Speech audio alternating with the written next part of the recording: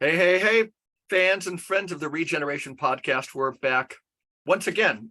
Michael, this has to be, I think, one of the crazier times, right? Because the CSA is up and running. The bees, you just got some swarms we heard about last week.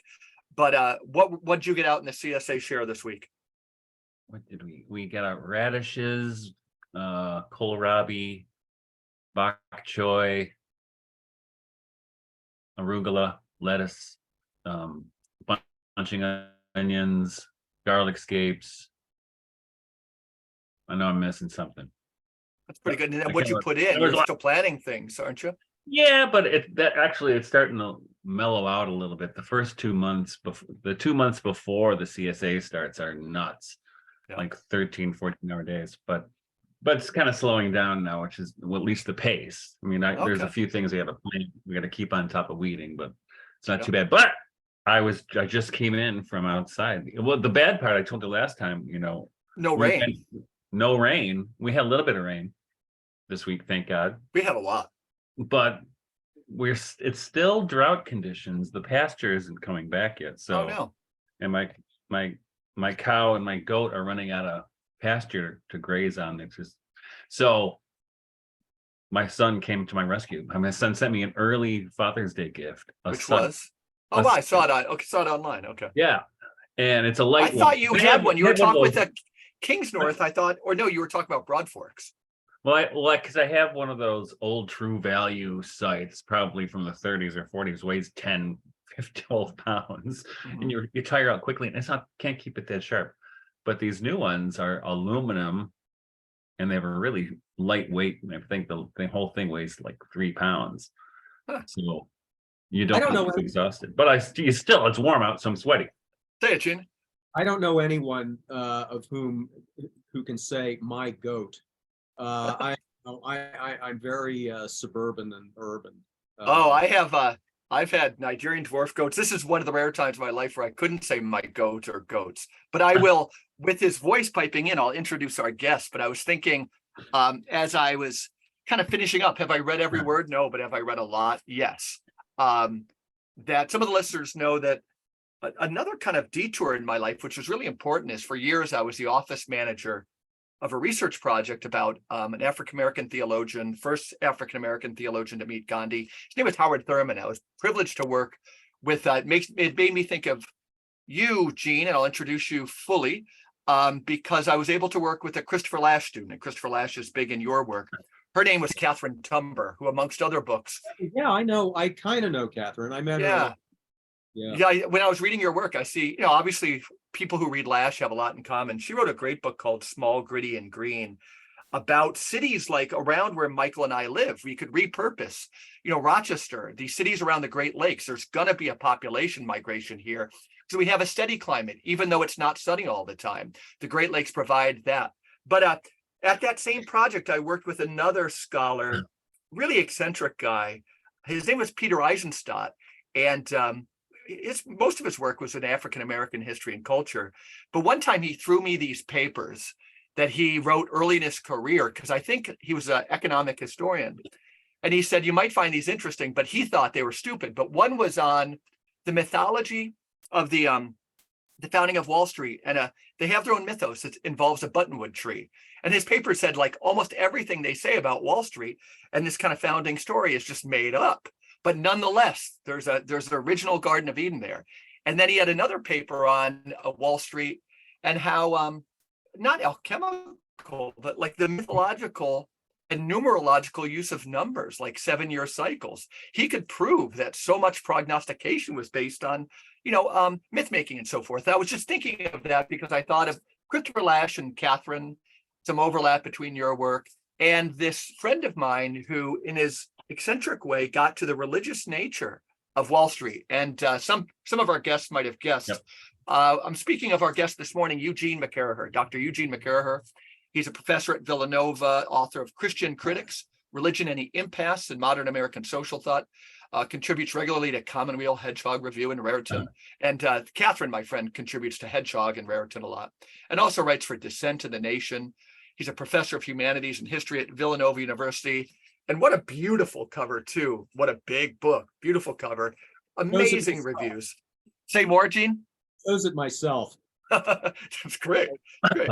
So Yeah. the author of The Enchantments of Mammon is the title. So welcome, How Capitalism Became the Religion of Modernity. Welcome, Dr. Eugene McCarraher. Glad to have you on this morning. Glad to be here. Thank you. Yeah. So, Michael, you said you wanted to go in strong.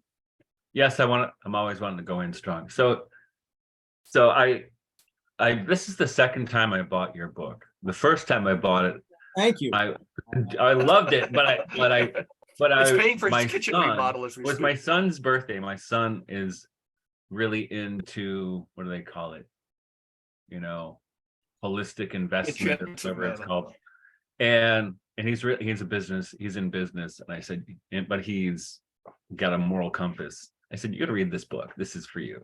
So I gave it to him. So I bought another copy. And it was such pleasure to jump into it. Because not only, I mean, I was trying to go slow with this one, but it's, it's a 600-page book. And because your prose is so beautiful and it's so well, so it's enjoyable. It's an enjoyable read. And then I saw you were coming on the show and I was like, I better hurry up. Because I was enjoying it, I was savoring it. But you start out with one of the primary things I'm interested in my own work when it comes to, economics and how we live. And this is the issue of enclosure. So, and I puzzle about this a lot. I think about enclosure quite a bit. So let me ask you, Gene, what is with enclosure? How does that figure into this big project here? Well, it figures in a huge way because, first of all, let me step back and just say that one of the myths that I think a lot of people still have about capitalism is that it started off basically in cities and it started off with industrialization. This is not true because, first of all, in order to get an industrial workforce, mobbed into these factories and super factories eventually by the 19th century, the question would be, where are you going to get that workforce? Well, it had to come from the countryside. And so the enclosure of the commons, that part of the medieval manor that would have been open to everyone, that had to be enclosed. It had to be, you had to kick off the serfs or the peasants who were there. Now, this is a long process that takes place. It begins roughly in the 14th or 15th centuries. And by the 17th century in England, it's not so much complete, but it's achieved a certain degree of momentum. So you just kick the people off, and as Thomas More, observes in Utopia, the sheep consume the men. Yep.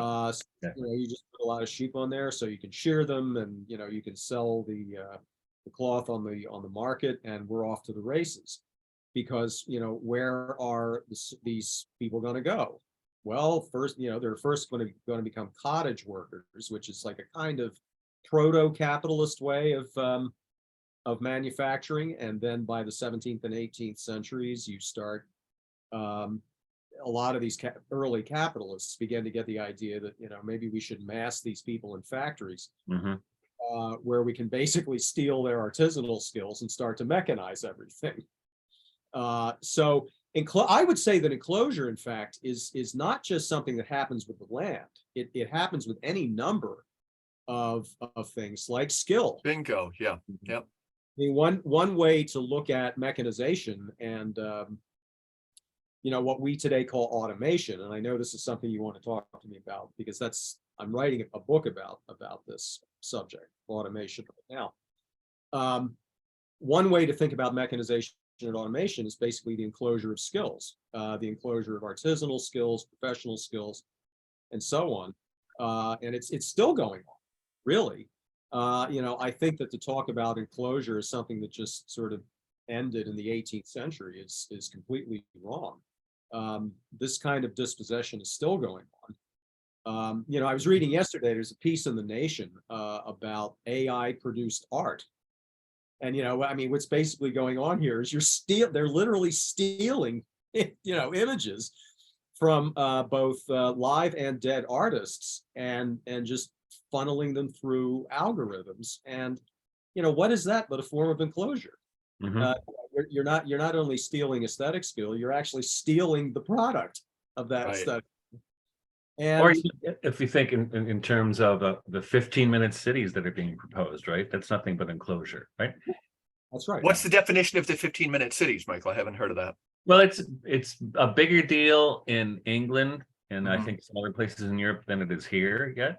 But the idea is that you'll have to have a pass and you can't go more than 15 minutes from your house, or you have to pay an extra tax or something like this. Wow. Right. And so it only can work by surveillance, right? Yeah. So it's a Chinese model. But Yeah. it was certainly enclosure. And even out here where I live, so in rural Michigan, you see this, what I think it's E.P. Thompson points out, yeah, they did this. It was all legal. It was all criminal, right? Yeah, That's a big because concept for the Eugene. guys Yeah. making the laws, and the guys will benefit from it. As so often in history, the crime is what's legal. Yeah. Right. I mean, the But- scam.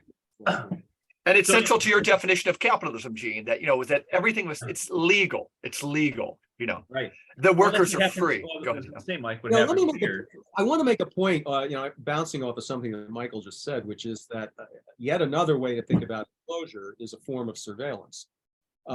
Because one of the conclusions at which I've arrived about automation is that it is at least as much about surveillance as it is about cost cutting. Mhm. When you go back, I talk about this in Enchantments as well. I mean, when you go back to the first theorists of mechanization, who were also the first management specialists, right? I mean, people like Andrew Ure wrote this book entitled, revealingly, Philosophy of Manufactures. Ure is very clear about this, that the reason they're introducing what he calls the automaton is to control workers. Mhm. He doesn't talk that much about cutting costs or increasing productivity, even though that's clearly involved. His main interest is political. Right. It's not economic. He wants to make sure that these workers are doing what they're told. And the best way to do that is to basically make them adjuncts of the machine. Right. Mhm. I think that's what's going on with automation. Absolutely. Yeah, and that's what happened over the course of the pandemic, right? Oh, The yeah. laptop class. Yeah. And I think so this is what you saw during Enclosure, say, especially in the 17th century, 18th century, is that people will be thrown off the land. I think of the Romantic poet John Clare in particular. People would be thrown off the land, unable to make they could have a subsistence living by working from the land, but they're thrown off the land. They're driven into the cities like lemmings, and then what happens is they're demoralized.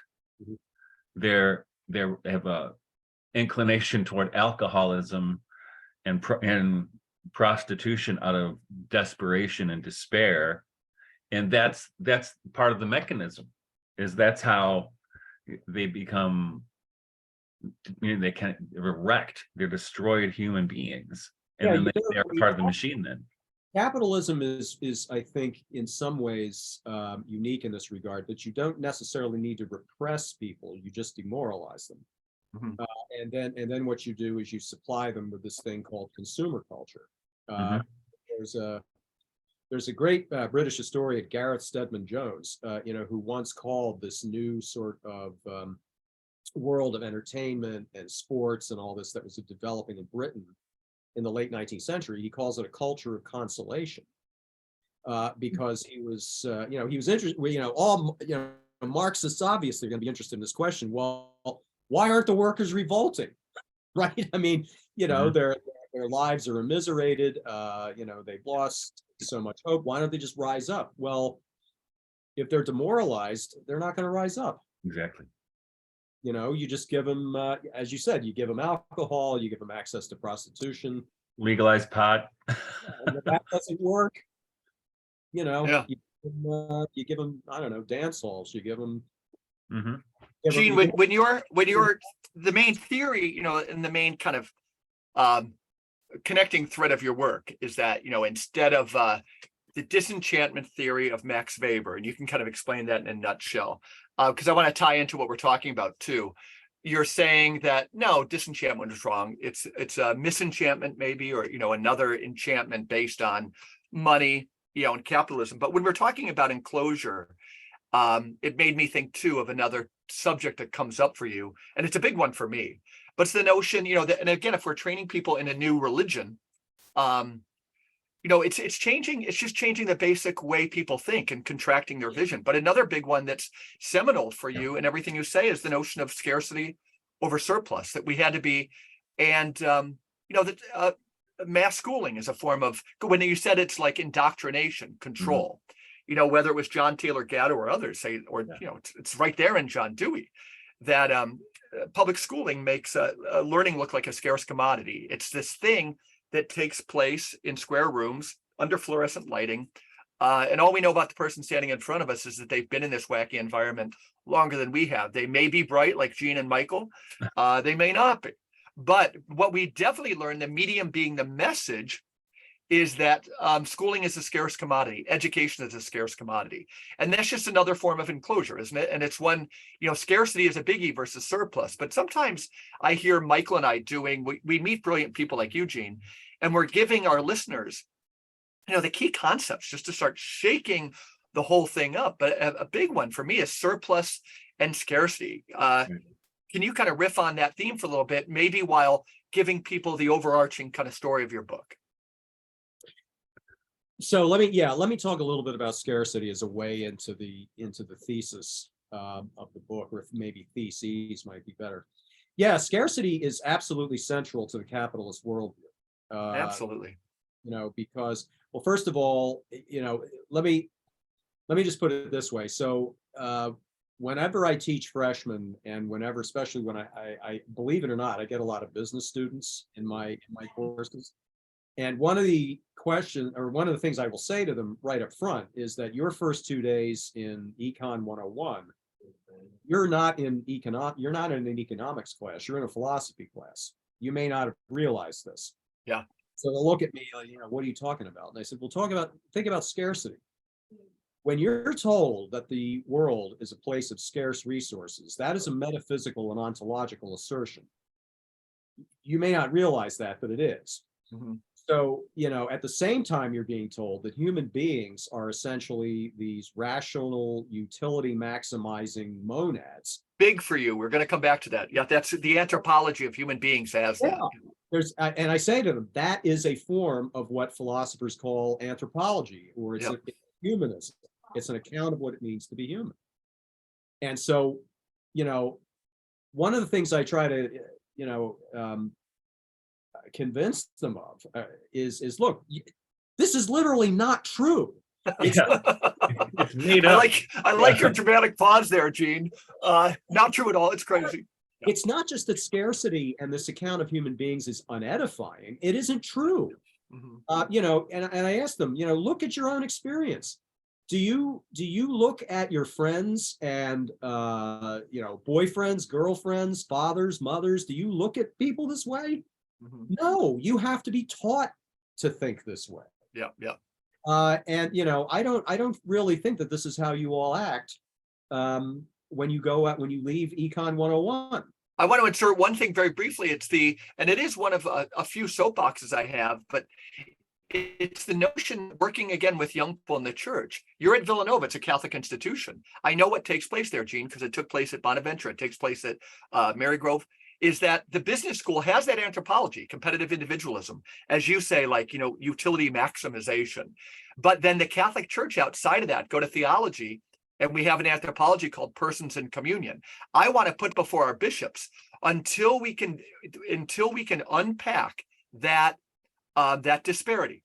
And the Catholic Church starts, we give up this kind of schizophrenia, that we allow it in one place, that there should be nobody coming back to our churches. There should be no, because it's making people so confused. Mike, I would go one step further. I would say abolish the business school. Yeah. So did I. First of all, I think, a lot of what's taught there is pernicious. Yeah. And secondly, when did business become an academic discipline? I know. Is that the joke? I sometimes wonder how it is that capitalism ever got off the ground. Yeah. Before they had business schools. I don't think Andrew Carnegie went to business school. You got to meet our friend Guido Peperata. He was, he's a social scientist at the Gregorian. And you guys would get along because he expresses astonishment. He knows for a fact, and he's, I think, one of the world's great economic minds, but he goes like, there's no surer way to ruin the brain than an economics class. He goes, it's but it is. It's the craziest science out there. It's the craziest science out there. And it's not a science. Well, as it's currently taught, I mean, if you're going to teach economics, it seems to me that the discipline should properly be called political economy. Way to go. That at least had something interesting to say, how power is grabbed by playing with these things. Agreed. One of the things I don't go into this so much in the book, but I mean, one of the reasons that political economy became economics was that you give a certain kind of ideology a sort of scientific veneer. So you don't have to talk about classes. You don't have to talk about race. You don't have to talk about gender. You don't have to talk about power. Yeah. Because you would have to then concede that economic activity is also political at the same time. And it's part of the humanities in a way, right? And it's interesting you mentioned that the scientificification of it, because if you know I do, the history of literary criticism, for instance, or I'm sure it's the same in history, about the middle of the 20th century, everybody wanted to be a scientist. So literary criticism became scientific. It's a kind of a joke. Right? I'm thinking of that line from W.H. Auden, thou shalt not commit a social science. Where that's from. I think it's from some poem he read at maybe Phi Beta Kappa at Harvard or something. Yeah. I just remember just laughing out loud when I read it. I've proposed a moratorium on all interdisciplinary social sciences for at least 50 years, like sociobiology. Just stop for a while. Let us catch up with the idiots. Don't tell a lot of my friends down the hall about that. It's also kind of scandalous that Thomas Malthus was a political economist, right? Because then people know the game is up. They can see that, like, when you actually put your cards on the table, what this whole dismal science is about. It's about making people superfluous and eventually about like reducing population and things like it's a very dirty thing. It is nefarious. I mean, when I first cracked open the essay on the principle of population, I couldn't believe it. I mean, I thought, wait a minute, this guy is a vicar? Yeah. Arson, yeah. God. It's awful. And that whole school of evangelical British economic thinking. And that's I think that's one of the brilliant things in your book that you tie, and so many of those allegedly the Christians, Christian, what would you say? They tried to call it Christian political economy. Well, I didn't know that. Yeah. I even had there's a historian, I think his name is A.M.C. Waterman, who wrote a book, on Christian political economy, a pretty good one, in fact. And I got to get this off my chest. The only bad book was written by a W.C. Waterman. Okay. And I thought, man, what did I ever do to you? Because I think his book's actually pretty good. But his contention was that I did not understand a thing about economics. That's basically I should go back and I guess read Ludwig von Mises or something, right? Well, here I'm going to bust out a quote from your book here. Oh, you're talking about Usury. The evangelical policy in Ireland during the Great Famine of the 1840s embodied its infernal counterpart. To evangelical economists, the Almighty's didactic malevolence was evident. The starvation that racked the Irish people was the judgment of God on the selfish, perverse, and turbulent character of the Irish people. And in the words of Charles Trevelyan, prominent evangelical and chief administrator of the famine relief, it was the direct stroke of an all-wise and all-merciful providence. This is the director of Relief. of relief. Right. Yeah. Don't help me anymore. Yeah, but think of the amount of damage that has been done by quote unquote the laws of supply and demand, and the idea of, again, reminding the person at Walmart that he's free to work there, right? We look him in the eye and say, you're free to walk out to starvation. Yeah, the 19th century artisans had a much clearer grasp of what was going on. I mean, they would often talk about wage slavery. Yeah. Exactly. And when I mention this in classes, there's a lot of head scratching. Like, well, wait a minute. I mean, you're free to walk out of a job you don't like and all this. But I said, look, really, are you free? Are you really free to quit a job? Basically what you're talking about with wage labor is basically choosing your master. Yeah. Rather than your master choosing you. We beat up on Distributists a lot on this, Gene, for not doing anything, the modern Distributists, but like the insights of Belloc on wage slavery, they're great. Belloc is great on this stuff, but it's the thing is self-identified Distributist doesn't do anything with it, but it's 100% true. That's the curious thing, I think, about Belloc and Chesterton and the rest of them, is that it's not clear to me, like, sort of what political direction they would have gone in. Though Yeah. I suspect that probably Belloc, I might be misinterpreting him here, so correct me if I'm wrong. My reading of one of his books, I'm trying to remember which one it was, maybe an essay on the restoration of property or something like that. Yeah. My impression was that he almost makes a kind of Leninist turn and says, look, we are going to have to get government involved in this. Yeah. And, Right. Breaking up large concentrations of wealth and so on. Yeah, he thinks you could use small government to, think of like Vermont. You could have a small government say that you're allowed one McDonald's in Burlington. The second one we're going to tax a lot. The third one we're going to tax out of existence. But he still believed they could do that with a really kind of small government that was always there, just kind of breaking up property. I haven't read Belloc on this stuff or really thought about him for about 20 years, but I found it compelling when I read it, Yeah, I mean, I think the most interesting of Belloc's books to me, of course, is The Servile State. Pretty interesting and relevant. Yeah. There are long passages in that book where if you didn't know it was Belloc, you would think, is this like a Marxist account of capitalism? Yeah. The displacement of peasants and the gathering of workers into factories and so on. That's it's interesting that you say that, because as I was reading your book this week, and you see all these Christians kind of capitulate to the capitalist monster, right? They just get subsumed by it. And was it, I don't know how long ago, 6 months ago, Mike, that we interviewed Lori Johnson on Distributism? She was good, right? And one of the things she said that really kind of stuck with me, we talked about why nobody does anything with Distributism except for read The Hobbit once a year. That 24-hour reading of The Hobbit. Well, and you have to be in costume. That's what Distributism is now. But she said, well, the capitalist machine is too powerful. You couldn't do it because we're talking. So in my CSA, for instance, which is kind of an attempt at a kind of distributism, right? Before I talk about disenchantment, let me just talk about the notion that the capitalist machine is too powerful. I'm not so sure anymore. I sometimes go back and forth between, the machine is too powerful, and we all just might as well adopt some kind of quietist, political stance.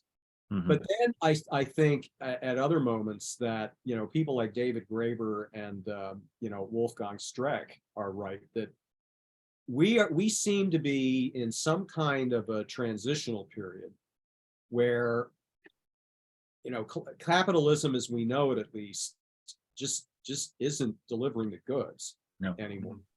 And sort of everybody knows it. I think neoliberalism has kind of passed as a persuasive ideology. Mm-hmm. Maybe not in Britain yet. I mean, with Rishi Sunak and the Tories. I don't see that certainly regnant in the Republican Party, and even among the Democrats. I don't really see it as all that convincing anymore. But the Nope. problem is, I think what it may be evolving into is something that you might call techno-feudalism or managerial, Yeah. where essentially, you're going to have this kind of rentier economy, and you're just going to have a lot of low wage. I think you're 100% right on that, Gene. Yeah. No, they Uh, say too that capitalism, like once you drain a parasite, once it drains the last bit of vitality out of everything, we're in the late stages of Right. like vulture capitalism, and then it will necessarily morph. But it does get into, when we think of the foe of capitalism and automation and the dynamo, I still believe when we used, I want you to speak to this in our correspondence, the totally seminal nation of Henry Adams on the Virgin and the Dynamo, because it's really the blueprint. Michael's, I think in Michael's work, Sophia in Exile and others, the notion between like left and right, let it go. But those forces lined up behind the dragon, the dynamo, and those of the Virgin. So it's not just the Virgin and the dynamo. Henry Adams could have seen the Virgin falling before the dynamo, and I want you to speak to that. But also, I think the powers inherent with the Virgin. Water running downhill eventually doth penetrate every solid substance. It finds a way.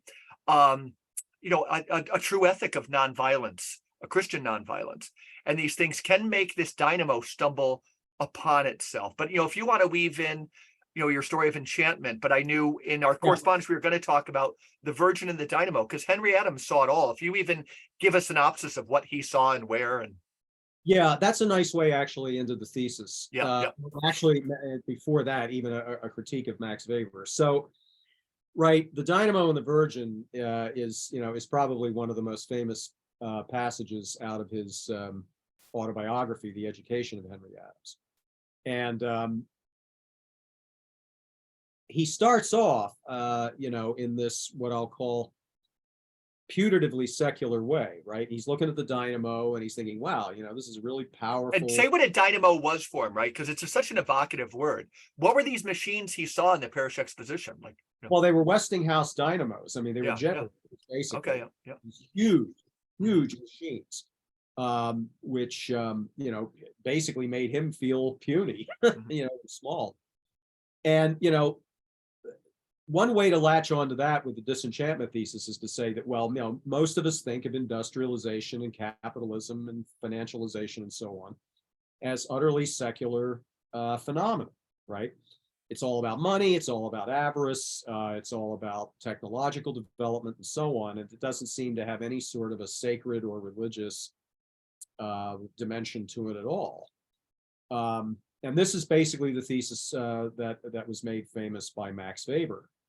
He mentions it a little bit in the Protestant Ethic and the Spirit of Capitalism, but he amplified on it in other essays. And basically the idea is that the modern world is disenchanted. We don't attribute the world or its existence or anything that we do. We don't attribute it to spiritual or religious forces anymore, right? We don't think that there are wood nymphs. We don't think that there are all these animated sort of spirits and demons or goblins who inhabit nature in any way. We just think, a tree is a tree is a tree. A dynamo is a dynamo is a dynamo. There's nothing religious about it. And Adams, in his essay, basically, he's not mentioning Weber at all, but he's saying, no, there's something about this dynamo that calls upon what he calls, occult mechanisms.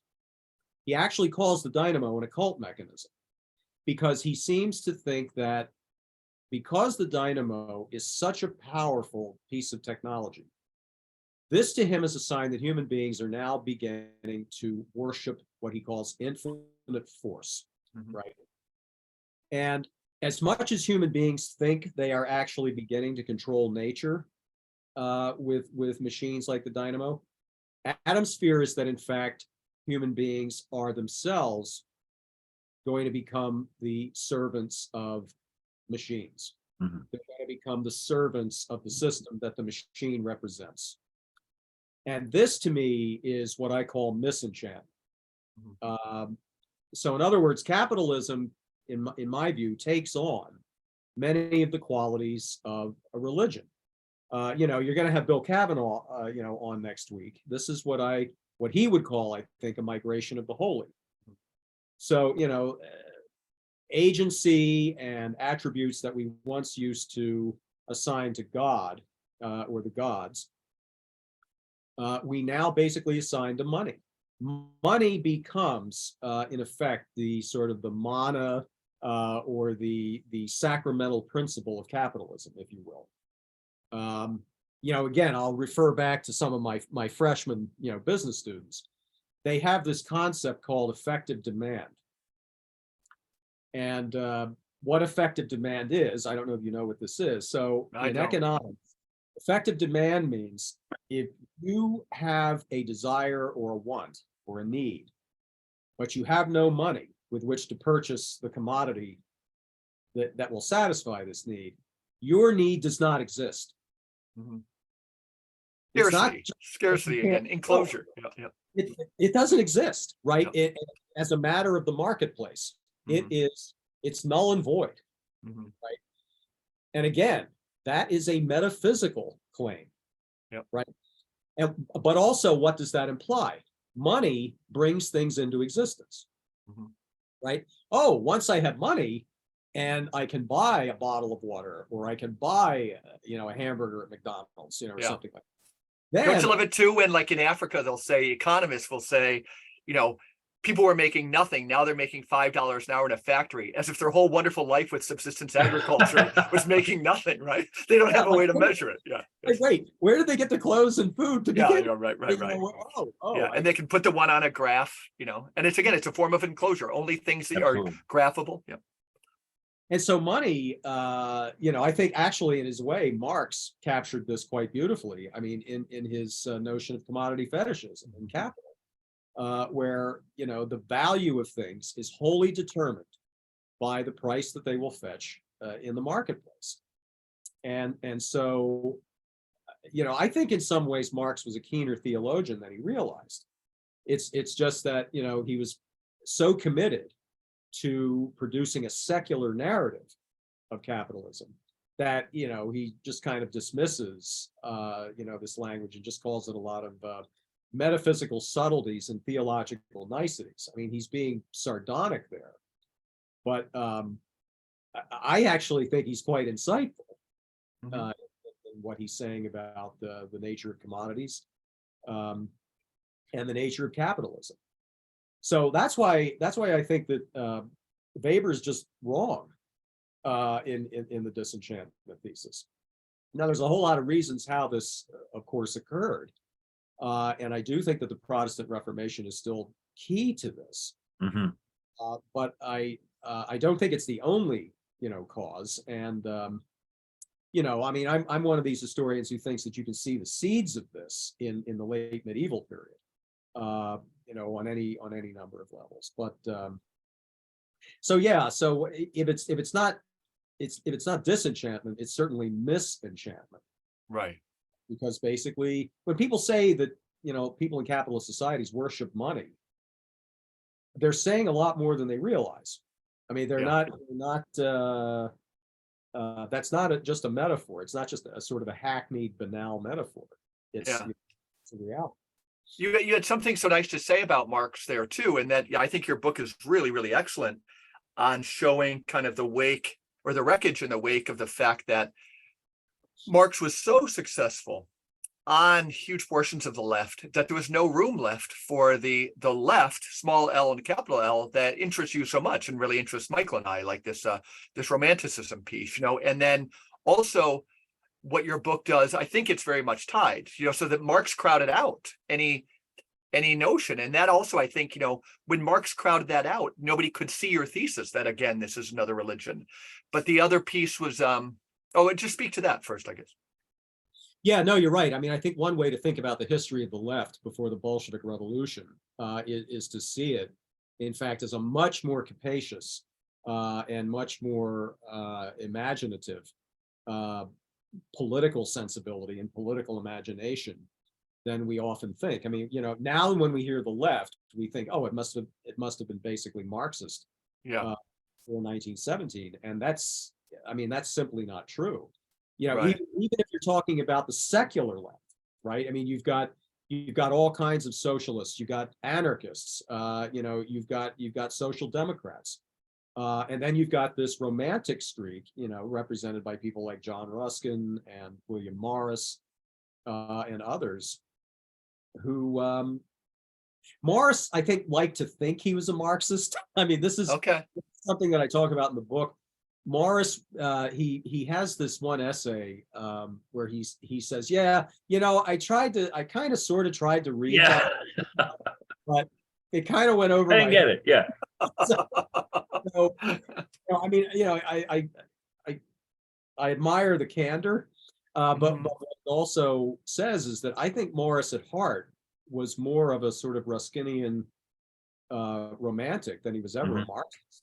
We're in your territory, Michael. Yeah, say more, No, Michael absolutely. I Martin. think that's what he was. And I think, and you point off in the book, and I have noticed it as well. I mean, part of that becomes a kind of nostalgia for the Middle Ages, right? And It that's does. all over the place in Morris, Yeah. right? Yeah. And also, but also what you don't see, and this is what it's interesting. You talked about the left, and now when I think of the left now, I think of neocons. I think of pro-war, surveillance state. That's what I think of now. But that's not what I used to think of, right? I'm not sure there is a Years left. ago, when my wife No, and there's not a meaningful left anymore that no, represents so dissent. here's an example Yeah. of the romantic left. So when my wife and I married, now we're married 31 years ago, we were into organic farming and not vaccinating our kids and homeschooling and home births, and people thought we were raging lefties. And if you say that to somebody now, they go, wow, you're a conservative, huh? And Yeah. you talked about that in the book with the romantic right and the romantic left, Yeah. which is an interesting, that was actually a really helpful way for me to think about this. And we see now, people we've interviewed on the show, like John Michael Greer and Paul Kingsnorth, which I would say are kind of people of the romantic right in a way, right? So I wonder if you could talk about that a little bit, Gene. It's really a fascinating topic. Yeah, I mean, I guess the way that I think about the left has historically been a political imagination, political movements that try to put some sort of democratic controls on property and property accumulation. Mhm. So I do see a kind of inherent conflict and antagonism. But you're between- infringing on people's right, their freedom to make other people starve there, Gene. So I know is thwart that right. Yes, yeah, that yeah. liberty. Yeah, I mean, I do think that there's a fundamental antagonism between democracy and certainly capitalist forms of property. The funny thing is that I think a lot of the left was aware of this until maybe the 1960s or 70s. I mean, I think what happens in the 60s with the left, certainly the American left, is that they become less interested in issues of exploitation and redistribution, and they become more interested in questions about identity. They become more interested in issues about, it becomes a more sort of psychoanalytic left, right? I mean, you see, this is why figures like Herbert Marcuse, I think become so significant. And it's why a lot of the left, certainly, surrounding Jacobin magazine, are all enthusiastic about automation. Mhm. We've now, It's super important, right? Yeah. Yeah. now got people. But also, it's also about power, right? They became more interested in accumulating power, where that was not the thing. Accumulating power, but also I think and I think this is really key, the left lost its links with the labor movement. Mhm. Because they became less and less interested in labor. So you've got, what you have now is a left that seems to think this way. And I'm thinking about, people like Aaron Bastani, who's coined this phrase, fully automated luxury communism. He he goes on in that book by the same title about how wonderful Elon Musk is. Yeah. You know, I'm thinking, wait a minute. You're a Marxist, or at least you're a self-proclaimed Marxist. You know, you're not supposed to be praising Elon Musk. Mhm. Though if I'll go back on to that in a moment, because I think there's a sense in which Marx does in fact set this up by praising the progressivism of capital and so on.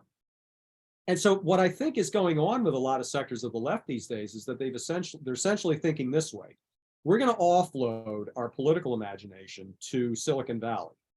We're going to let Musk and Zuckerberg and Gates and all of these Silicon Valley tech bros create the technology of abundance, which they think is going to create socialism and then communism. And then we're just going to somehow take it over. Yeah. Yep. As though number one, how are you going to do this without a labor movement? How are you going to do this without a mass movement? But also, isn't it the case that technology under capitalism is precisely designed to enhance the power of capital? So therefore, you're going to take over a No, you structure, said it well. Yep. right? Yeah. So let me get this straight, right? You're going to take over a structure, an institutional and technological edifice, which is designed for the purpose of exploitation. And you're going to somehow make it liberating. Yeah. Well, and plus the other part of that with automation, and we've heard this quite a bit. I mean, what's his name? Noah Yuval Harari, right? We don't need so many people, right? That's where they're. Yeah. So which people did you have in mind of getting rid of?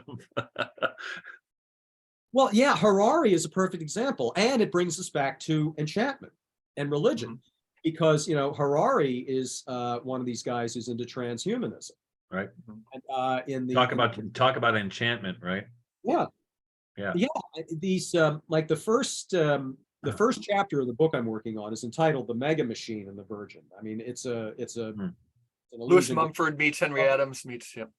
Yeah, and I trace. There's sort of a history I trace there, but it ends up with people like Ray Kurzweil and Harari, who are talking about immortality through machinic transformation of the human. Right. And I mean, I think this is insane. I think it will never happen. But to me, what's interesting is the desire. Mhm. Why would you want to do this? And this is where I think this is what is connecting the two books, Enchantments and the one I'm working on now. I do think that this desire for transhumanism stems from a desire to be godlike. Now, here's the thing. I don't think that's bad. Wanting to be godlike, it seems to me, is, I think it's endemic to our nature. It's a But form of theosis applied accurately. Yeah. Here's the catch. Mhm. If you want to be godlike, everything then turns on what you think God is like. Mhm. If you think that God is essentially about power and sovereignty and autonomy and will and agency, you're going to end up with transhumanism. Mhm. Yeah. This is the logic of the mega machine. This is I think the logic of capital. If you think that God is love, well, I think you're going to end up in a different place with the way you think about technology, the way you think about what it means to be human, and so on. Yeah. So part of the story that I'm tracing in the book on automation is in fact the story of how we think about God. Right. Yeah, Well, yeah. I don't know if you caught this, but just this week, Harari came out with some ludicrous statement about having ChatGPT rewrite the Bible. Wow. Is he just being needlessly provocative there to distract? To make it more accurate or something. Yeah. I can't remember the term he used, but Don't you think, like both of you, that we have, let's for a moment, I'm just thinking out loud, we have, let's say, the Enlightenment, prior to that Romanticism, or no, I mean the Enlightenment, Romanticism, and then you have postmodernism. But and this comes up, it's implied in your book, Gene, and I think it's stated directly, is that we have people who in one sense are postmodernists, right? In the transhumanist way, in some of the gender stuff, the excesses. But in this automation piece, they're just pure creatures of the Enlightenment. And that what Owen Barfield called romanticism comes of age would be, in Mike Martin's lexicon, it would be a poetic metaphysics, But the people who, in order to get some progress in this conversation, we have to keep on calling out people who kind of pose as postmodernists, yet in their love of automation are nothing more than just Enlightenment rationalists, right? With all the problems that has of trading nature as a machine of what we've done, and that it makes them, like Marx, his colonization of the whole left, that it allowed romanticism to be kind of, strangled in the cradle. But that subterranean theme needs to come out, and it's a true postmodernism or romanticism that has us talking less about transhumanism, but just about how to transform the planet by creative engagement with it. I see you, Gene. Yeah, I totally agree with your point about these enthusiasts for automation and for transhumanism being pure children of the Enlightenment. And they're children of the Enlightenment in more than the sense that they want to control human beings through machines. They think human beings are machines already. They do. They still do. Yeah. This is a point that Mumford in what was it, Technics and Civilization makes this point, and I think it's a brilliant one. In order for you to mechanize everything, you have to first think that human beings are themselves machines. Right, and that is what, for example, a guy like the Baron de Condorcet, writes in this essay on human progress, which I talk about in this automation book. This guy mathematizes everything, right? Everything is data.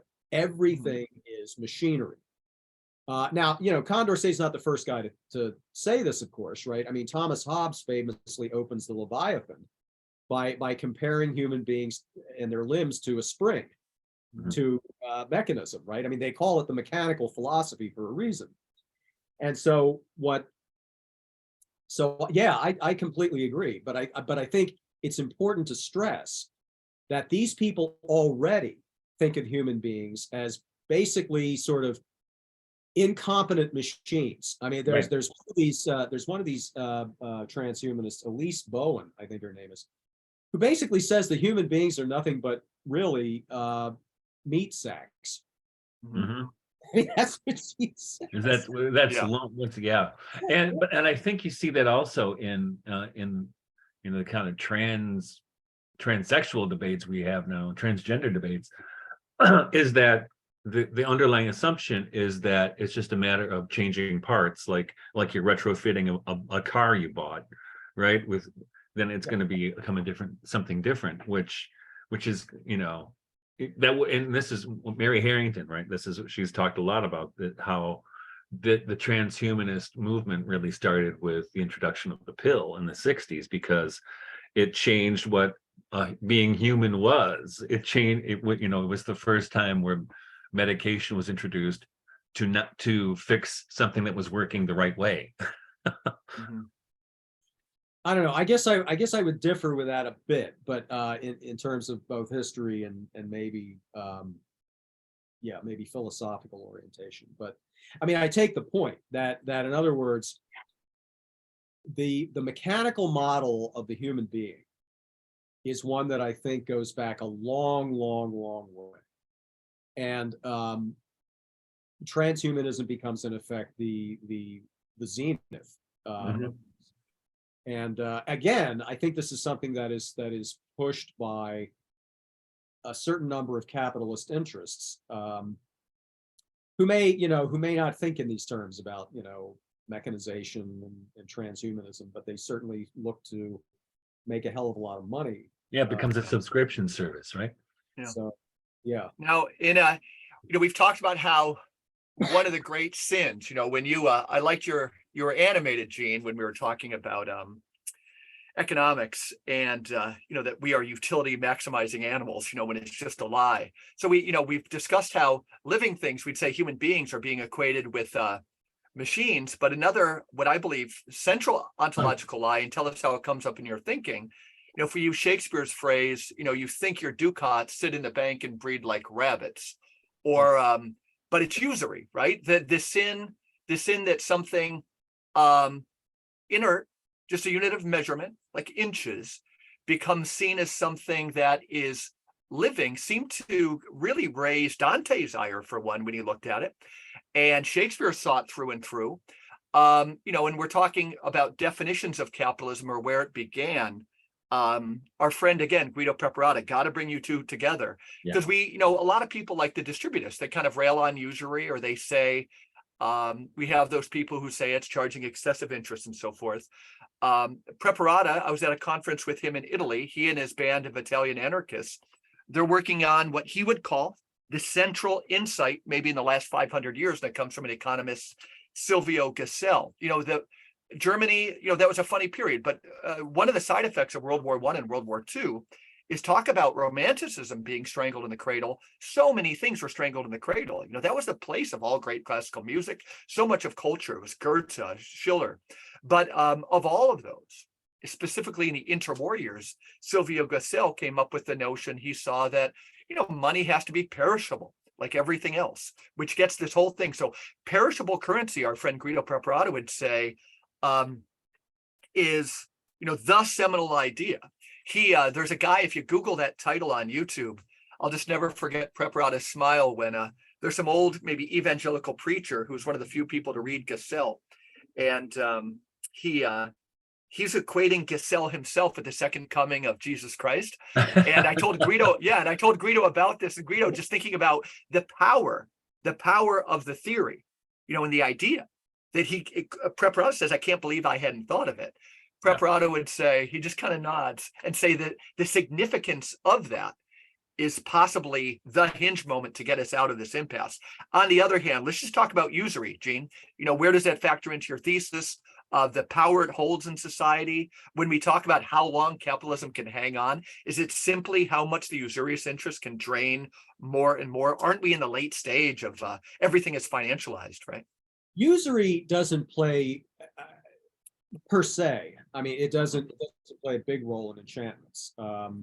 What I would say about usury, or just about the whole notion of interest rates, in general, is that it hides the mechanization, or it hides the mechanics of exploitation. I mean, you get people to believe that interest rates are just kind of like natural forces, right? Money breeds money. No, money doesn't breed money. Money does not breed money. What happens is the money gets invested in a factory or an office, or something else, and it's the exploitation of workers that creates the profits. Yeah. And interest rates. I mean, interest rates are just a way for finance capital to extract something from the production process. It's I sometimes want to say to some of my finance majors here at Villanova, you guys literally don't make anything but money. Right. That's what you're trained to do. They need to get that. Yeah. Make money. Think about that. The only thing you do is make money. You don't make tables, you don't make chairs, you don't make music, you don't make art, you make money. Yeah. I saw a guy on, I forget what channel, I don't know the guy's name, but I even forget where I was, but I must have been sitting in a lobby, and it was like maybe the NBC version of the finance station, but it was a financier and financier. And he was saying, yeah, we run everything. He knows it's a problem because literally everything is driven by us right now. The key scene in the film Wall Street is not the one where Michael Douglas says greed is good. That's banal. The most important scene is one in his office with Charlie Sheen, right? Charlie Sheen has just found out that Michael Douglas is about to wreck the company that Charlie Sheen's father works for. Mm-hmm. I don't know if any of this is coming back, right? Martin Sheen, I see, yeah, like an airplane factory, I think, or something like this. And he's, he charges into the office and says, you lied to me, and all this. And Michael Douglas kind of, says to him, what are you, a nitwit? Why are you trying to wreck this company? And he says, because it's wreckable. Mm-hmm. Because it's wreckable. And then he says, and then he has this disquisition where he says, look at this painting on the wall. I bought this thing for $60,000 10 years ago. If I sell it now, I could sell it for 600,000. All you do is change the perception. That's what a lot of finance is about. Mhm. It's changing the perception, right? It's yeah. He says, yeah, it's capitalism at its finest. Yeah. As Let's he talk a little bit about hopes coming from your book. You mentioned names. I'm embarrassed, but I hadn't heard of them. Vita Dutton Scudder, Book White, and so forth. Who I think there's a lot of names when I spend more time with your book that I have to kind of unearth and spend time with. Where are you seeing signs of hope? Where do you think we need to go from here? You're working on your book on automation, to try and to make it a little more practical. Where are you currently standing? Yeah. So I guess I'm about halfway through the book right now. It's supposed to be a short book, believe me. Yeah, I'm not going to devote 20 years of my life to this like I did to Enchantments. Yeah, where am I with this, with hope? So I think one site of hope, and it's a thin one at this point, but it does seem to be showing signs of stirring, is, as we referred to earlier, the labor movement. I don't see how you're going to get any kind of a handle on automation or this acceleration of technological development until you have a revitalized labor movement. Mhm. And it has to be a labor movement that wants more than just higher wages and better benefits. Mhm. It has to be a labor movement that wants the whole thing. It has to be a labor movement that wants total control of the workplace. We're the ones who are going to design the technology. We're the ones who are going to decide the pace of our work, the nature of our work, its purposes, and so on. So basically, I kind of sort of want a revival of, I guess, what, in one tradition, it might be guild socialism. Yeah, Or sure. it might have been something like even the Wobblies, were like this, the industrial workers of the world. Mhm. I think one of the key turns that took place in the labor movement was their adoption of Samuel Gomper's vision when he was asked what workers want. They just said more. Mhm. Right. Well, I think, Do you see stirrings of that labor movement? Or go ahead, Michael. well, I Yeah. think part of what I've been seeing anyway, with the rush for automation that you see from the archons from the World Economic Forum and these people, is they see that coming and they don't want it to happen, right? So they're trying to head it off at the pass, Yeah. right? You'll think you're own right, nothing yeah. and be happy. mean, Talk about enclosure, right? Which I actually interesting with, that phrase became popular during the pandemic, but that article came out in 2016. Because I've been using it with freshmen or even older students ever since then, and it became much more relevant during the pandemic. But that's a long time plan, right? Was this an article Gene wrote? No.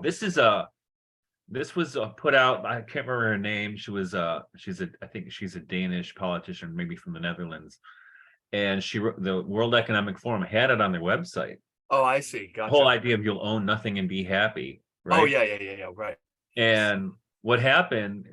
So the first year of the pandemic, I would just link that story or that blog post from the World Economic Forum and give it to the students, and the students complaining that the link's broken. Well, they took it down, Yeah. but you can still find it on the Forbes website because it was published there. Yeah, the World Economic Forum types and the Silicon Valley titans and so on, I do suspect that they've got to do something. I think this is why people like Zuckerberg and Musk have sort of faintly floated the idea that they are in favor of a universal basic income, because they realize that wages are shockingly low, and yet they have an interest in keeping them low. So what are we going to do to have everybody buy our products? Well, I guess we're going to have to literally throw money at them. Mhm. We're going to have to drop it from helicopters and shoot it out of bazookas, because, the system is just not going to be able to generate enough income for consumption. So, that's one way that they'll try to avert, some kind of social unrest, which might well issue in political movements. And population reduction figures into that in their project, right? Which is one of the things they're always talking about in the Great Reset, right? You know, we have too many people. Okay, which people would you like to get rid of? Give us a list. Like to volunteer. I mean, that's what I've had that. I hear this, I just think, okay. I have 9 kids, and so people, over my career in academia, how could you do that to the environment? Well, it's kind of fun, but fun at the time. But they would say, I really think I hear this in the faculty lounge, we have too many people on the planet. And I would say, okay, who would you like to leave? Why don't you volunteer? Yeah. So, but Gene, as Mike was saying, giving hope, and I think I love the way you begin the book and the way you end it with Gerard Manley Hopkins, right? Mm-hmm. The world is charged with the grandeur of God. So why did you start and end with that? Well, because I think that poem is an assertion of sacramentality. It's a beautiful way to say that the world is a sacramental place, Mm-hmm. and that God is in a sense everywhere, permeating creation. Not in a sort of pantheistic way, but matter, the material world is capable of conveying the love and the grace of God. Mm-hmm. And what I think happens with capitalism is that basically capitalism becomes predatory on that. It's precisely our desire for satisfying relationship with the material world that capitalism just kind of gets its claws into and won't let go. This is one of the reasons I say early in the introduction and try to exhibit this throughout the books, is to say that, look, I mean, I'm tired of hearing 2 words, materialism and consumerism. Materialism, okay, I get it, a sort of slavish devotion to the acquisition of things and the acquisition of money. But look, the material world is a great place. Right. Yeah. Flesh is good. Mm-hmm. It's the source of our delight, our joy, our pleasure. Why stop bashing matter, would you? Mm-hmm. Consumerism I have a problem with, because I think, as I say in the book, I think consumerism has become a way of not talking about capitalism. Mm-hmm. It's easy for, I think, certain kinds of moralists, right, to wag their fingers at people. Especially at Christmas, right? It's just it's become so tired. At Christmas, yeah, it's a way of saying, look, you naughty people who Mm-hmm. drive to the mall and you stuff your cars with presents and stuff and all that. And I'm with John Ruskin. I mean, I think that stuff is good. It's not Just need better stuff. Yeah. You want better stuff. That's the key, Mm-hmm. right? And that's what Morris was doing too, right? That's what the firm was. The distinction that Ruskin makes between wealth and what he calls illth is I think one that has to be made central to what we now call economics. Why don't you talk about that a little bit so the audience gets what you're talking about? So the way we judge an economy, politicians do this, economists do it, the average person does it for that matter, is to say that, well, we got 2.3% bigger economy this year than last year. Wow, that we're doing well. Okay. In other words, it's a strictly quantitative measure of how well we're doing economically. Now, there are any number of problems with this. I mean, first of all, people who think that 2.1 increase is big. Well, folks, I can tell you that in the 60s you had 5% and 6% growth rates. So don't think that you're doing something special here. But I think a deeper critique of this is to do the one that Ruskin asked, which is, okay, you increased your economy by 2.3%. So what's in that economy? Did you make more cigarettes? Did you make more nuclear reactors? Did you make more, processed food? Mhm. Or did you make more vegetables? Did you make more fruit? Did you make more good wine? Did you make, clothes that are, keep you warm and are attractive looking, right? I mean, that's the measure. And also what he says about wealth is I think important as opposed to illth, which is wealth is as much about the person making the thing as it is about the thing. Interesting. He calls it the wealth, he calls the possession of the valuable by the valiant. So in other words, it's not just about the valuable stuff. It's about the person who makes it. So the person who makes it has to be a good person in the making, as well as, making a good thing. And this is something that I think economics just as we conceptualize it now, completely overlooks. It is irrelevant to economics what kind of a person is created through the process of, say, mass production or whatever. Doesn't matter. That person can be alienated, that person can be, de-skilled, whatever, as long as more widgets get punched out. Hey, we're all good, right? Yeah. As long as 2.3% more widgets were made last year, it doesn't matter either what those widgets consist of or what the widget maker is like in the process. That's utterly irrelevant in what they're taught in business school. Right, and I love that. And throughout the book, you draw attention to the arts and crafts movements, both here in the United States and in Britain, and not far from where I used to live. It's a little, maybe an hour and a half from where I live now. Is the Cranbrook? I've never heard of it. The Christchurch Cranbrook, and that community. I can't remember who was it that founded it, but they have a little museum, and it's basically a shrine to William Morris. Whoever founded that was really deeply into the arts and crafts movement, and the church they have there is gorgeous. It's like an Episcopalian church, and it's just steeped in that kind of William Morris aesthetic about making crafts that serve people rather than serve, the economy. There are two, well, I guess one is still around. There are two examples of the arts and crafts movement near where I live. There was one called the Rose Valley Experiment, which was in Media, which is maybe about 7 miles from here, maybe 5 miles from here.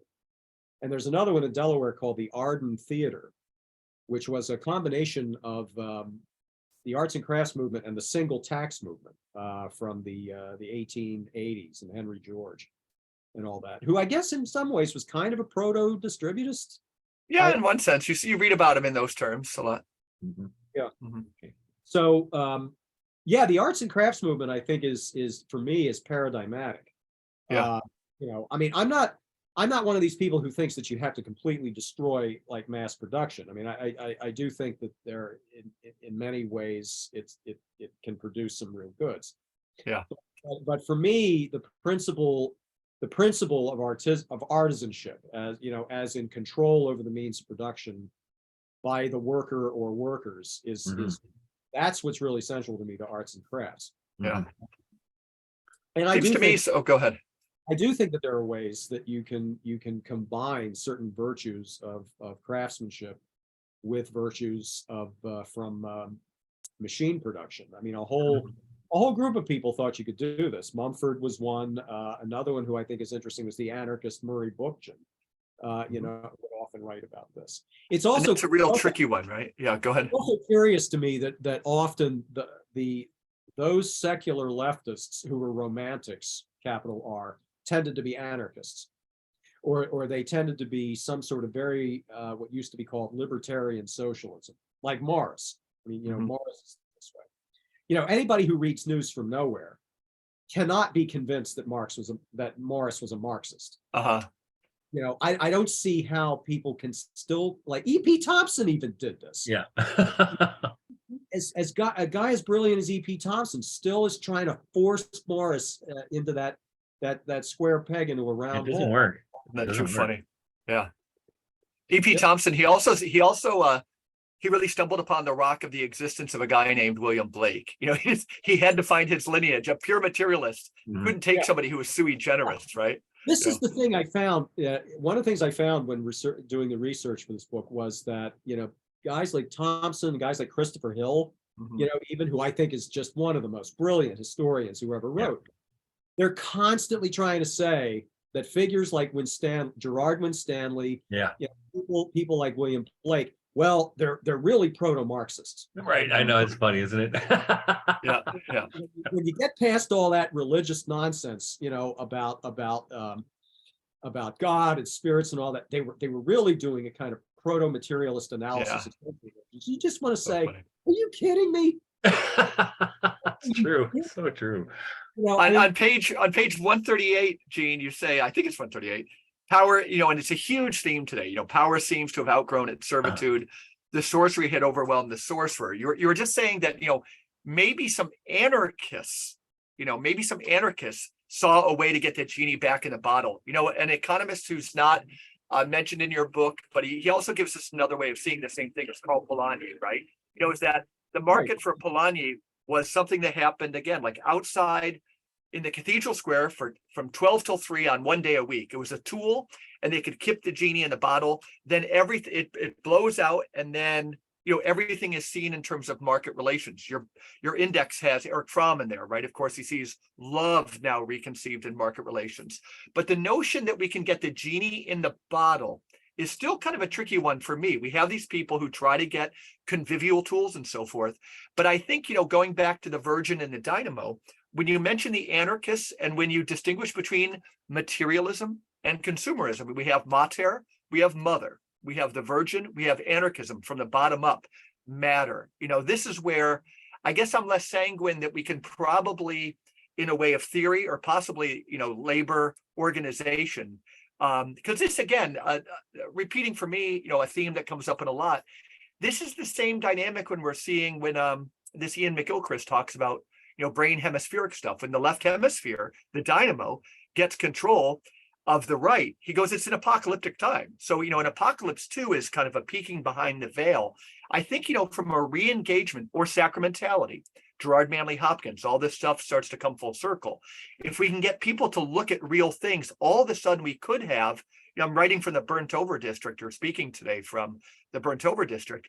We have to pray for like a renewed imagination, people's engagement with matter. Matter is good. The divine feminine, the Virgin, and then all these things where they're diluted through scarcity and enclosure. They're seeing money as a living thing when it's dead. They're seeing dead things like economics as living. We definitely need a third, fourth, or fifth great awakening here. But I think it was when you went so eloquently on materialism. Fine, I feel the same way. But those anarchists, the few people who could get control of the tools, this is where I think the rubber meets the road. Can the right brain exert, for the master and the emissary, once the feminine, holistic, it's supposed to send out the left brain to do something. Like I pick up a tool, the pen, and then I can put it down. But all of a sudden, when the pen gets above us and we pray to it, this is really apocalyptic stuff. But it's sacramentality again, getting people to engage with the real. And I think once we start engaging with the real, that can spread like a contagion, because that's also called the kingdom of God, this worldly understanding of heaven. And the kingdom of God in the Gospels spreads like a contagion when we listen to the way Jesus, talk about it. I'm not that familiar with Ian McGilchrist's work, so I won't speak to that. I mean, but I will speak to especially the notion about the way we think about the kingdom of heaven, the way we think theologically. Look, I was brought up as a sort of pre-Vatican II Catholic. I was growing up in the like Vatican II era, right? Like mid 60s, and all that. And so, I still tend to think of the kingdom of heaven as, something like up there. I mean, Right. This is how I think about it, right? Yeah. In other words, I don't think about it in terms of materiality, but the more I've thought about it, the more I'm thinking. I've been reading a lot of David Bentley Hart lately. Right. Yeah. I think you've had him on this. We had him and Milbank. You contacted me over when we had Milbank on. Milbank. He's great on this. Yeah. And I think David's way of thinking about this is very good. I mean, the early Christians were communists. I mean, let's just call them what they were. I mean, I think there have been any number of just absolutely laughable exegetical and homiletical strategies to try to get us to not see what the text clearly says. I agree. I mean, especially during the Cold War. Now, that word communist is an interesting one because somebody like Ruskin uses it, but he doesn't mean anything like what Marx means by it. And so, we have to have, I think, some kind of a discussion about what it means to be a communist. What do we mean by the commons, which therefore, influences what we think about enclosure, because you can't have enclosure without a commons first.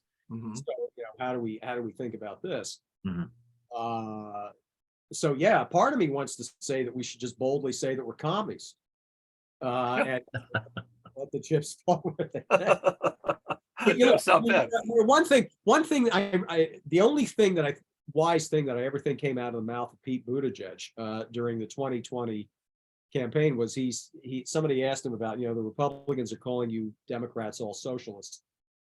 How do you respond to that? And he said, well, they're always going to call us socialists. So why don't you just say what you think anyway? So yeah. I think that actually reclaiming the legacy of the commons and reclaiming I think the commons, I agree. Like the word communist, that would be a tough sell for a while. But insofar as it links to the commons, I think Michael and I would agree wholeheartedly. And again, it's not tinny language. It gets to a yearning because it's a poetic metaphysics. Some things that are both ours and mine. That's why Front Porch Republic plays on that same theme, right? A front porch is technically my neighbor's a little bit, but it's definitely mine. And it's Ivan Illich compared it to hair on a skin.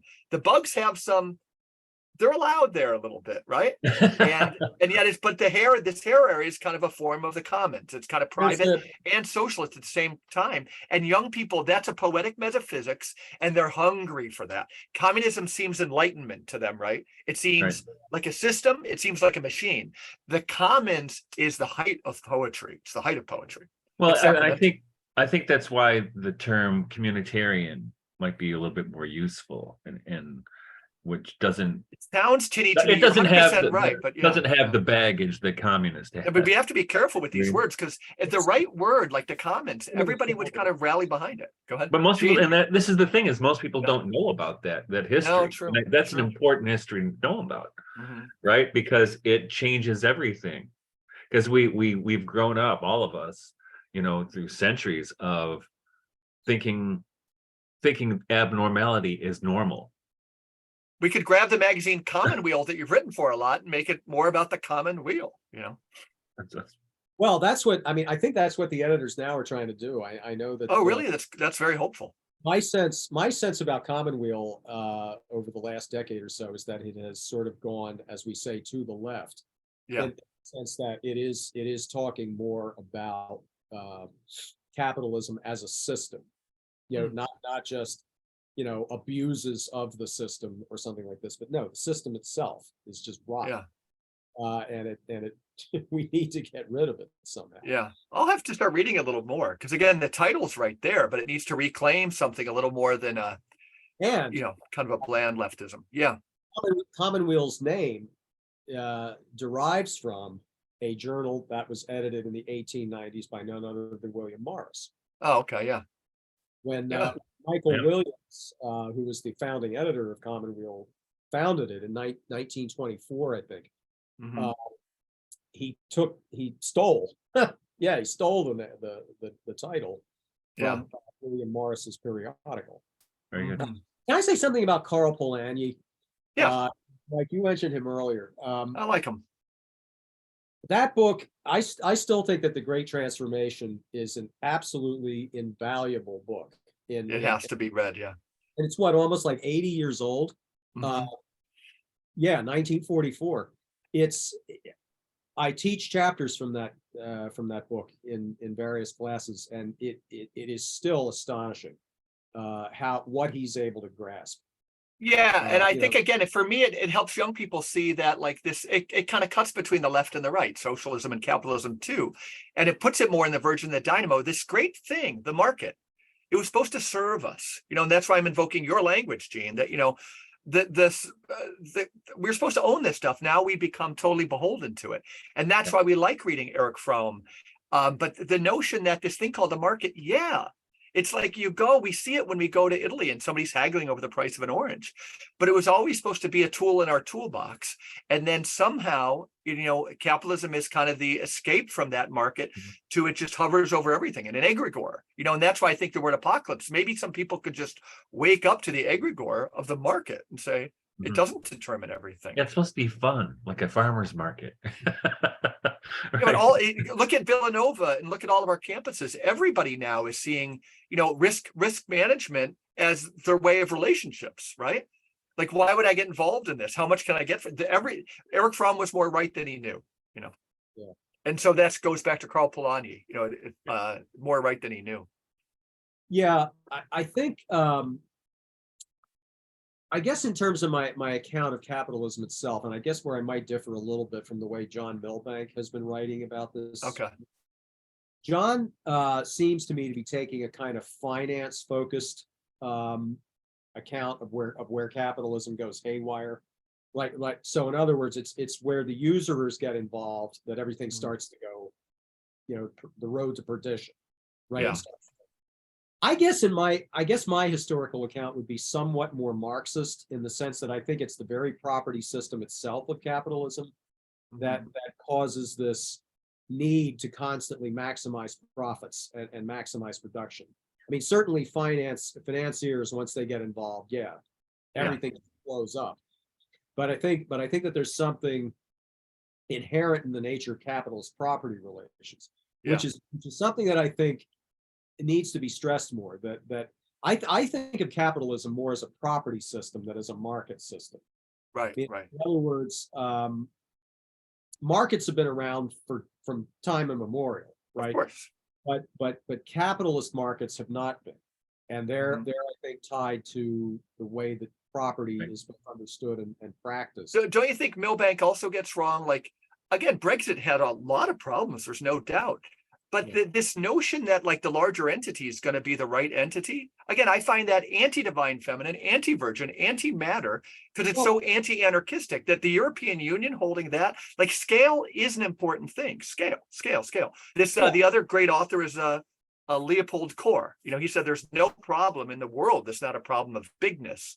But there's a huge part of our podcast that hangs on the divine feminine, and I find these multinational entities like anti-divine feminine, in the extreme. No, I think that it's possible. Okay, so if you take the notion of subsidiarity, seriously, then what does that say? I mean, what it says is that X has to be dealt with at the appropriate scale for X, whatever it is. Now, I think that is compatible, or can be compatible, to some degree, with thinking about large scale institutions or large scale enterprises. If in fact X, or whatever it is best done through some kind of large scale thing. I mean, I do think that those things are compatible. I don't think they're mutually exclusive. Right. But with control, we're talking about automation and like surveillance. Who's going to police the policeman is the number one question. When you get so they see, isn't it too convenient to look into my town of Hemlock and maybe see, some cop do something wrong? Then you need the next entity. And then it's a surveillance state, Well, I mean, for example, the idea that, who is it? Shoshana Zuboff has this idea in her book, The Age of Surveillance Capitalism. She says, well, what we need to do with, well, it's not Facebook now, it's Meta. What we need to do with Meta is we basically need to regulate it. No, we need to destroy it. Yes. Because Meta's whole business we model. Agree. Yeah. It's not. It's like they say. It's not a bug. It's a feature. It's surveillance is built into Meta. Right. Blow the Interesting. So regulate. 12 years ago, the New York Times, before they became an arm of the state, they had quite a few articles, really concerned about how many people from government, from the FBI and other agencies, were going to work for Meta, or at the time it was Facebook, right? And the New York Times was really concerned about that. Now they're all in. Well, listen, this is a point that I've made with some of my colleagues, and it doesn't make me popular with them. Whenever Trump goes on about the deep state, I say, okay, look, I can't stand Trump any more than you can, but please don't tell me there's not a deep state. 100% right, Gene. 100% right. Anybody who knows the history of the CIA, the FBI, anybody who knows anything about the way that the civil rights movement and the anti-war movements were surveilled, invigilated, penetrated by things like COINTELPRO and all this. I mean, come on, people. I know.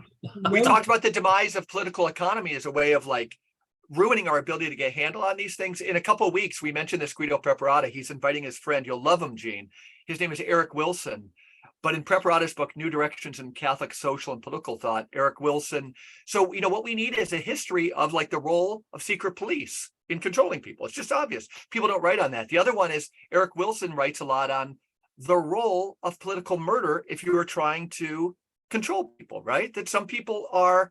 Why did it end in the Renaissance with the Medicis? People off other people in the name of power. Now you say, gosh, I think Kennedy might have been murdered. You're a conspiracy theorist. Preparata's the one who said conspiracy theorist is too important to be left to conspiracy.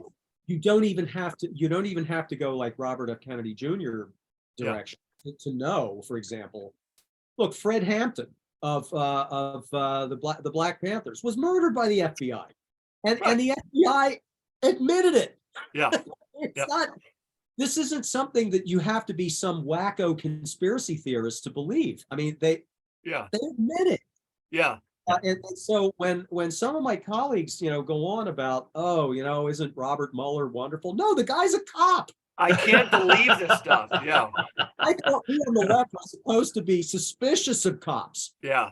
I thought we were supposed to be suspicious of the FBI. And didn't college campuses specialize once upon a time of like questioning the connection to academia and the military industrial complex, right? Exactly. I thought, where have you people been? You all seem to be intelligent people. Some of them are historians who know this stuff, and I just think you don't. What was your anecdote last week, Michael, about that young kid who divulged all those military things? How quickly they found him, and we can't find anything about Jeffrey Epstein, right? You got that kid in 10 minutes from. You talk about you talk about a conspiracy theory. I mean, I am one of these people who does actually think Epstein was helped along on his demise. Me too. Yeah. I'm sorry. I'll just put the role of political murder in keeping up regimes. This is a more political economy, role of like a political, these studies, the role of secret police in surveillance and things like that. I can't believe we're not allowed to talk about them. And then we have our patriotism question if we're suspicious about the FBI. Who's your favorite political commentator? Oh, it's John Brennan. It's all these people. How about Michael McFarland? It's amazing. These are heroes. Yeah. I remember when John Brennan, was being praised. I used to be on this sort of listserv years back with a whole bunch of people. And I don't think Bill Kavanaugh was one of them, but he might have been. Okay. And I remember when people were praising John Brennan, and I interjected and I said, what are you doing praising this? He's terrible, right? Same thing you said about Trump and the deep state. Sometimes people ask me about Trump and I'll say like, he had the right enemies. They're like, what do you even mean? That's a very disturbing question.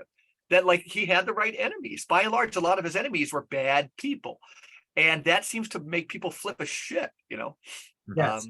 Well, because they can't, this is, I think, one of the basic problems with a lot of my liberal friends and colleagues is that they've lost the talent for making systemic critiques of anything. I mean, everything is now well said.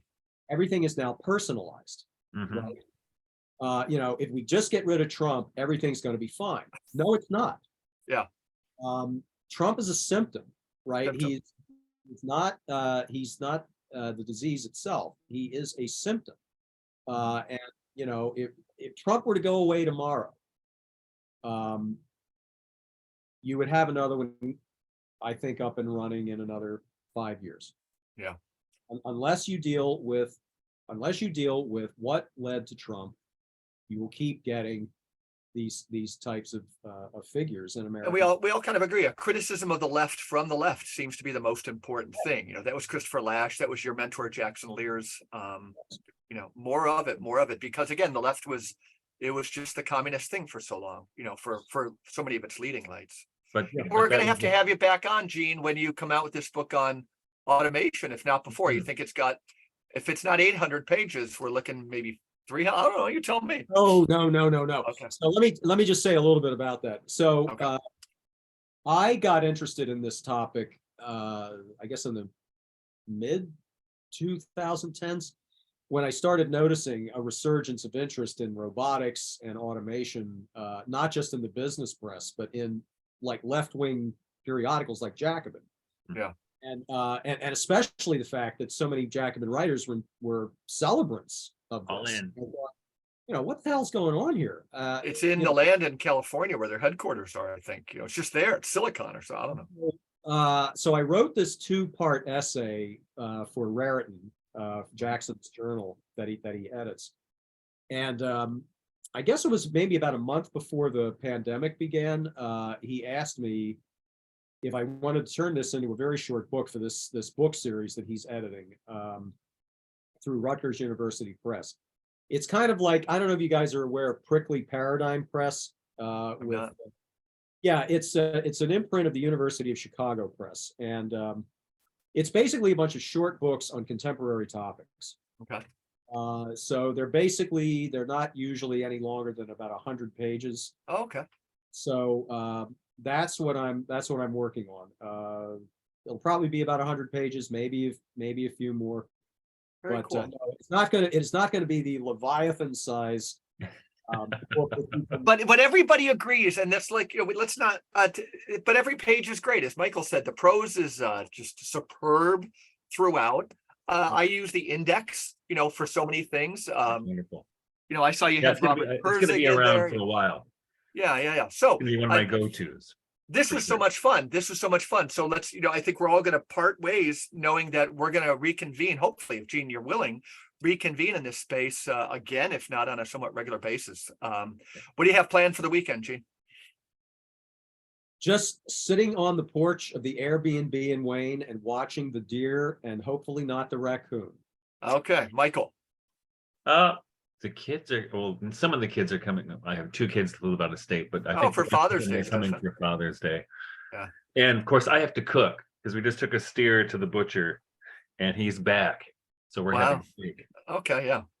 We have a neighbor who I think a whole cow, when they mix all the good pieces, somebody will just turn the whole cow into hamburger meat. It's really good. And this guy, somebody had to get rid of it. We just inherited a lot of it, but it's the best hamburgers I've ever had. But I'll go to the best baseball team in the world, Rochester Red Wings game tomorrow. My daughter bought tickets for the family. And so this will be great. And Gene, I can't thank you enough. So funny, so intelligent. It's good to see like a good leftist out there. I didn't know there's too many of you around, Thank God. Yeah. Hey, we're fighting the good fight. Yeah. We're gonna come look at you in a museum sometime. The continua. Yeah. It's great.